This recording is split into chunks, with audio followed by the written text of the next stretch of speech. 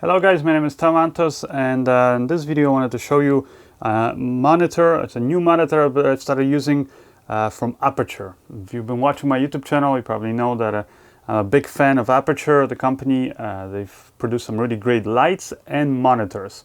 I've used their VS-1, VS-3, and also now the new one here that I have, which is called the VS-5. Now, why did they come up with another monitor? Well, I think the reason why is, especially when you start using it, it becomes very quickly apparent, is because they really wanted to have sort of top of the line, you could say, a model that fulfills all the needs of an average video professional. So gives you all the tools, aside from just being able to monitor your shots, which this thing will do beautifully. It's a nice 1080p display, 7-inch size. And it also gives you, though, a lot of really nice professional tools. So let me just kind of show you my setup that I have up here. So I have it mounted on actually the magic arm from Aputure, which is also another thing I could recommend. Very solid, arm, and once you lock it, it just stays in place. Here you can see the monitor itself.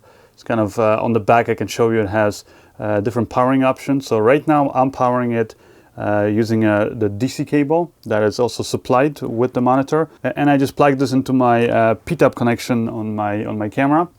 Also, if you want to, you can power it using Sony NPF style batteries. So you have two cradles here. Also, you have a USB here connection, and that's actually will provide USB power to your external sources, like let's say a wireless video system or something like that. You also have a headphone jack, which is nice. You can monitor your audio. And then here on the bottom, you have SDI, which is what I'm using right now, since I'm using it with the Ursa mini camera, which only has SDI out. So I have SDI, and there's also an HDMI connection right next to it, so you can also monitor that signal. On this side here, you have a 1/4-20 attachment, so you can attach the, let's say the magic arm from the side if you wanted to, or on the bottom like I have right now. And then here on the left side, you have your power on and off. And then on the top here, you have the menu button, and then you have two buttons for cycling up and down. Now, all of these three buttons are also function buttons, so you can program them in the menu so that when you just click them once, you can quickly perform certain functions.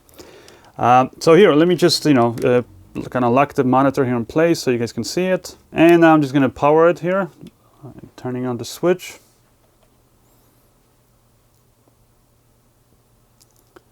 So it takes a while to boot up. It's going to kind of bring up the menu here for you.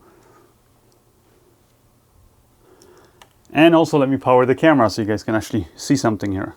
Now, right now, there's really nothing interesting there that the camera's pointing at, so there's really not much that you can see up there.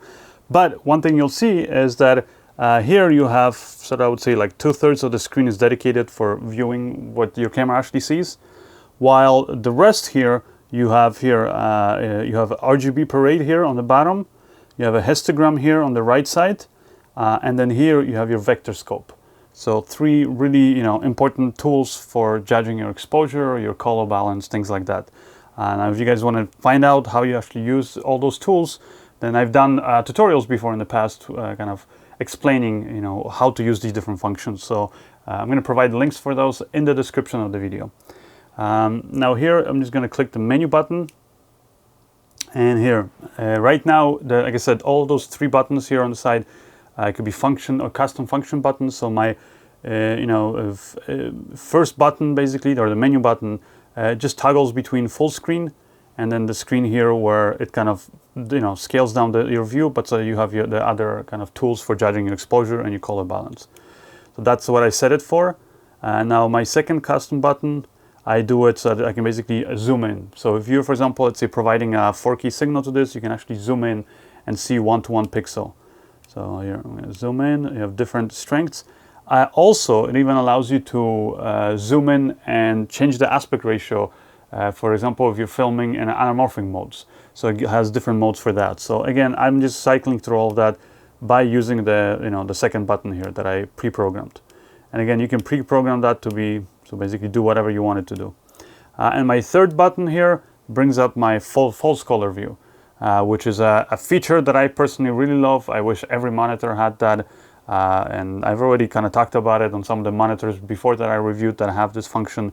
how to use the false color. So again, if you want to know how to use that, again, check the links in the description of this video. But if you know already what false color is, then you'll be happy to see that this monitor also provides it, and it's an amazing function. I think if you're like serious about videography or filmmaking, false color is, especially these days where we're all shooting digital, it's like a must in judging your exposure. So I think it's the best way of doing that. So I'm really glad that this monitor has it. So as you can see, it has all the professional tools, false color, RGB, histogram, and Vectorscope built right into it. You can cycle through those really quickly.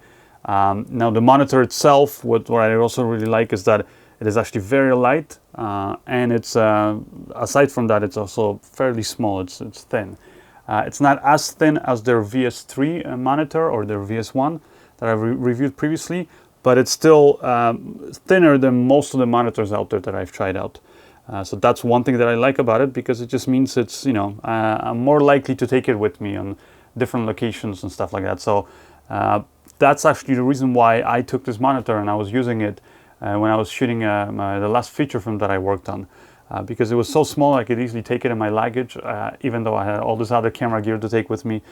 I packed it in there, and I was able to use it. So that's a great thing.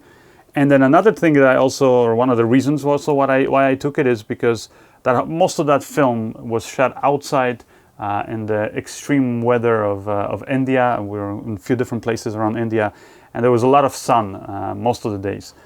And this monitor, it's not too reflective, the screen, but like any monitor, it's a glassy surface, so you do have to watch out for reflections. But when it's really sunny, really bright outside, it can get difficult, seeing details, for example, in the shot. The great thing that I like about it is that it comes actually with like a nice sunshade already. So when you buy the monitor, you have that, and it basically mounts to these Velcro here adjustments. So let me just actually attach it, show you guys. So this is how the sunshade looks, and it's kind of cool because it has this sort of a snoop kind of a cover. Like it's thinner and it's very long, which is something that you really need when you're trying to monitor your shots outside. And this thing now clips in because it has these little, basically little clips here on the side, on the left and right side, clips in very easily to the monitor. And as you can see, you can have it like this. You can now adjust my angle of the monitor. And when I was working with this outside, in the extreme weather in India, doesn't matter how sunny it was, because once you put your eye basically in here, that's it. Like there's no other light really entering there, or not, not a substantial amount of light that would actually ruin your view of the monitor. So it makes it very easy, and you can really see now all the details that are there in the monitor. So it's kind of nice that they provide you with this, like I said, with the sunshade. And like I said, that's how it looks. It's very nice and sturdy, but it packs up, so it's nice and thin. And again, together with the monitor, it's very small and easy to transport. Now, some of the other little features that it has an audio meter. So if you want to just monitor your audio levels, you can see that all up here. Also, it's, like I said, you can change a lot of and customize a lot of things about the monitor. Like for example, what these 3 custom function buttons there do.